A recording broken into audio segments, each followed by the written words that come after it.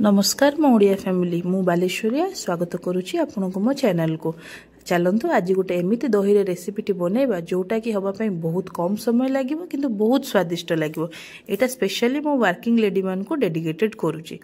तो यही तरकारी बनैबा आपंकर जो जो परिवा दरकार से आपंकर बोईतालु बैगण टमाटो आउ भेंडी आ छुंक देवाई पियाज रसुण अदा और कड़ी पत्र दरकार। तो प्रथमे आपण 2 कप दही नहीं से स्वाद मुताबक हलदी लुण आउ लंका गुंड एवं आपणकर किछि बेसन आउ गोटे चामच चीनी यही सब सामग्री गोटे गोटे चामच पकई दही को आपण भल भाव हुईस कर दियंतु माने फेंटी दियंतु।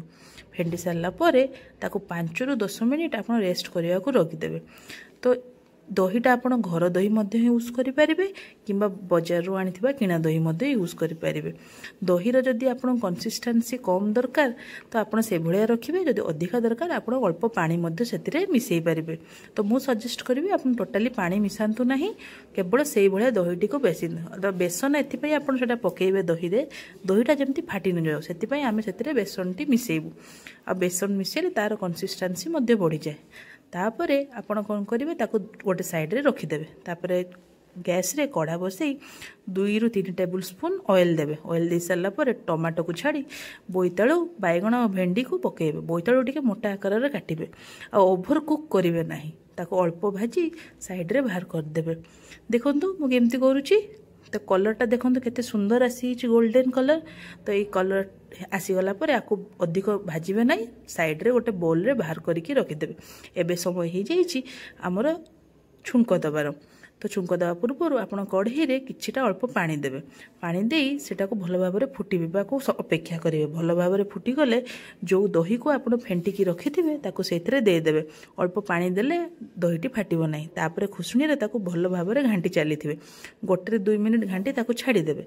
तापर दहीटी फुटीगला आप जो कंचा टमाटोटा साइड रे रखिथे आप से दही रे पकईदेवे। मते कंचा टमाटो पकईकी सीझीगले बहुत सुंदर लगे। आपड़ चाहिए से टमाटो को भाजी पारे। देखंतु एबे केते सुंदर दही फुटी जाइए। तापर आपण जो भाजी करी परिवाटी को रखिथिबे सेटा से दही रे पकई देबे। सब भल कि फुटी सारला पर ताको कढ़ारू बाहर कर दे छुंक देवा पई स्टार्ट करिवे। छुंक देवा पई आपण प्रथमे 2 ରୁ 3 चामच तेल सेतिरे पकेबे। तेल गरम होला पर आपण सेतिरे गोटा सोरिष रसुण आउ अदा को छोट छोट करी काटिथिबे आ सुखिला लंका 2टा पकई आ कड़ी पत्र पकई ताको भल भाव में भाजी देबे। सेटा टे गोल्डन कलर हो गले कटा पियाज को सेतिरे पकई देबे। लास्ट रे कटा पियाज को बेसी ओवर कुक करिवे नै। तापर गोटे चामच लंका गुंड सेतिरे पकई देबे। छुंकटी भल भाव में भाजी हो गले जो साइड रे दहीटी को बाहर करी रखिथिबे ताको सेतिरे पकई देबे। देखंतु रेडी हो गला आपण केते सुंदर रेसिपीटी। निश्चित ट्राए करंतु। जदि आपको भल लगी ए चैनल को सब्सक्राइब करने को भूलिए ना। रही धन्यवाद। जय जगन्नाथ।